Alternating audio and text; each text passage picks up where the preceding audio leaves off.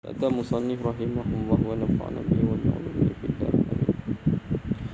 Adapun jika tiada yakin akan masuk matahari, seperti ada ia seorang zon dengan ijtihadnya akan masuk matahari, maka tiadalah sunat baginya menyegerakan berbuka, tetapi haram menyegerakan dia berbuka serta syak akan masuk matahari. Kalau kita yakin matahari sudah masuk, maka sunatlah kita segera berbuka. Tapi kalau kita zon sahaja, harus sahaja menyegerakan berbuka. Kalau kita syak, haram menyegerakan berbuka. Sebab itu yang kata menyegerakan berbuka tu kalau yakin tu sunat segera berbuka. Kalau zon saja, harus sajalah kan. Baik. Dan makruh bagi yang yakin akan masuk matahari mentakhirkan berbuka jika diiktikadkannya ada di dalam mentakhirkan berbuka itu fadilat. Masuk maghrib dah, tiba-tiba tak mau makan lagi. Apa tujuan tak mau makan? Dia kata kalau makan lambat fadilat lagi banyak. Hukum dia makruh. Dan jika tiada diiktikadkannya seperti demikian itu, maka tiada mengapa. Masuk maghrib 7.30 tapi tak mau makan lagi, nak makan pukul 8. Tapi sebab apa nak makan lambat? Saja. Hang ada iktikad apa-apa ke? Tak ada pun. Saja. Maka ketika itu hukum dia apa? Hukum dia panggil apa? Tidak mengapa. Tak apalah tu. Dia makruh tu kalau kita iktikad tu. Tu yang makruh tu. Dan sunat berbuka puasa dengan rutab, iaitu kurma mangkal yang lagi basah. Tu. Elok pakai kurma basah. Dan jika adalah ia seorang di negeri Mekah sekalipun, inilah kaul yang muktamad. Walaupun duduk di Mekah, sunat buka puasa dengan kurma. Dan kata setengah kurma basah, kata setengah ulama, jika ada ia di Mekah, maka sunat ia berbuka dengan air zam-zam. Ini pandangan dhaif. Maka kaul ini dhaif kerana menyalahi sunnah dan nas. Dan jika tiada, maksudnya ada kata kalau duduk di Mekah eloknya berbuka dengan air zam-zam, bukannya dengan kurma, begitu. Tapi pandangan itu dhaif. Dan jika tiada diperolehnya rutab, maka sunat ia berbuka dengan tamar, iaitu kurma masak yang kering. Tu. Kalau tak ada kurma basah, pakai kurma kering. Dan sunat keadaan rutab itu atau tamar itu 3 biji. Eloknya buka puasa 3 biji. Dan jika tiada diperolehnya 3 biji, maka dengan sebiji. Hasillah baginya sunat. Dan jika tiada diperolehnya rutab dan tamar, maka sunat ia berbuka dengan air jua, tiada lainnya. Kalau tak ada juga, maka pakai air kosong. Faham? Mula-mula kurma basah, tak ada kurma basah, kurma kering. Tak ada kurma kering, pakailah air kosong. Bermula hikmah sunat berbuka puasa dengan rutab atau tamar kerana bahawasanya ia tiada tersentuh dengan dia api, dan lagi kerana menghilangkan ia akan dhaif penglihatan mata yang hasil daripada puasa, kerana ia mengeluarkan sekalian fudalat yang dalam maedah, segala benda-benda yang tak diperlukan oleh badan jika ada ia. Dan jika tiada ada fudalat, maka iaitu supaya akan jadi rizaq segala anggotanya yang kepala dalam badan. Yang kepala ni maksudnya yang penting dalam badan, jadi makanan yang mengenyangkan. Jadi tujuan kita buka puasa dengan kurma, dengan tamar tu, apa semua tadi tu, ada 3 lah. Yang pertamanya sebab benda tu tak kena api. Yang keduanya dia boleh bagi mata kita cerah, sebab kita puasa mata jadi kabur. Dan yang ketiganya dia boleh menghilangkan fudalat. Kalau tak ada fudalat, dia boleh mengenyangkan badan kita. Sebab itu elok pakai kurma. Adapun kata sekalian tabib bahawa tamar itu mendhaifkan penglihatan mata, maka iaitu tempatnya apabila berbanyak-banyak ia memakan dia, serta sentiasa dikekalinya akan dia. Dan suatu itu terkadang memberi manfaat sedikitnya dan memberi mudarat banyaknya. Ada setengah ulama, ada setengah doktor, dia kata kalau makan kurma banyak ni menyebabkan kalau makan kurma banyak menyebabkan panggil mata kita kabur. Maka tadi kita faham kata makan kurma ni menyebabkan kita punya mata kita cerah. Tapi ada doktor kata mata kabur. Maka kata ulama, hak kata kabur tu kalau makan banyak. Makan banyak tu kabur tu. Kalau makan sederhana tak ada masalah. Itu maksudlah. Itu maksud dalam kitab. Faham maksudnya kan? Sebab nampak bercanggah lah dengan doktor tu. Maksud nampak bercanggah dengan doktor. Jadi sekarang ni panggil dia kata, doktor kata kalau makan kurma menyebabkan lagi kabur mata. Kitab kata makan kurma bagi cerah mata lagu mana? Maka kata Syekh Arsyad, kabur tu kalau makan banyak tu yang kabur tu. Kalau makan sikit tak ada masalah. Gitu. Faidatun. Ketahui olehmu bahawasanya muafakat sekalian ulama atas bahawasanya masuk permulaan puasa itu dengan fajar shadiq. masuk puasa dengan subuh. Dan putuslah kesudahannya puasa dengan sempurna masuk matahari, yakni apabila masuk sekalian jirim matahari pada penglihatan kita, maka terbukalah puasa dengan sendirinya.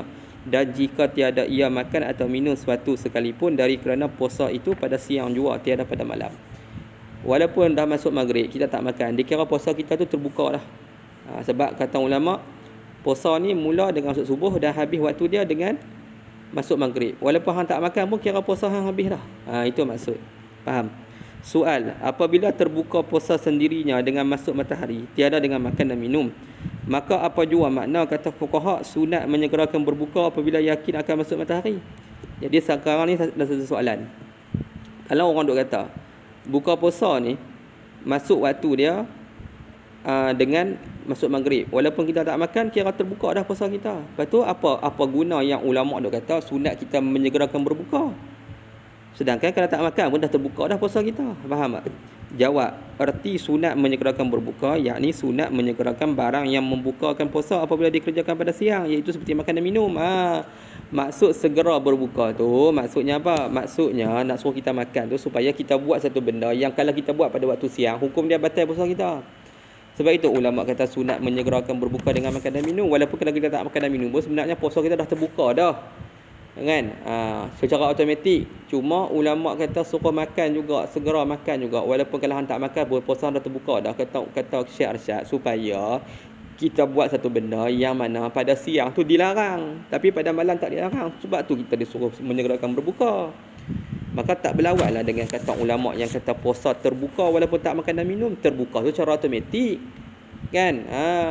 Cuma daripada segi perbuatan kita nak agama suruh kita buat satu benda yang menyebabkan segera terbuka kita punya puasa tu, iaitu kita buat satu benda yang pada siang tak boleh buat, pada malam boleh buat. Itu nak bagi ada perbuatan kita, jadi tak bercanggah lah. Faham kan? Baik.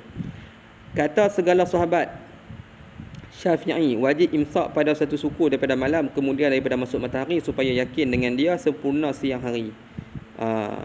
Wajib imsak pada suatu suku daripada malam. Ni kata segala sahabat Syafi'i. Maksudnya apa? Bila masuk maghrib jangan makan lagi segera. Kalau zon tu biarlah jarak sikit lah, seminit ke apa ke, supaya sempurna siang tu lah. Tetapi tiada ia pada ketika imsak itu dalam puasa syar'i. Tak dikira lah kita tu puasa. Ataupun kita kata kalau makan sok, kita berhenti makan sok 10 minit sebelum subuh, kalau ikut masa tu bukan puasa lagi. Tapi kita berhenti dah makan waktu tu.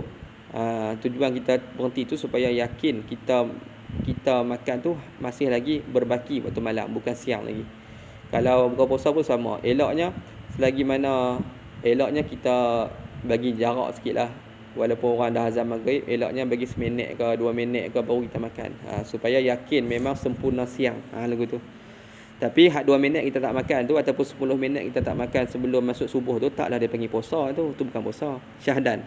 Haram atas sekalian umat puasa wisal, yakni menghubungkan antara dua puasa, seperti puasa ia 2 hari berturut-turut dan tiada makan dan tiada minum, ada jatuh tu.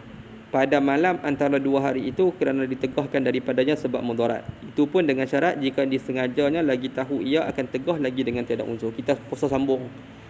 Masuk waktu maghrib tak makan, sambung dengan esok pula puasa, hukum dia haram.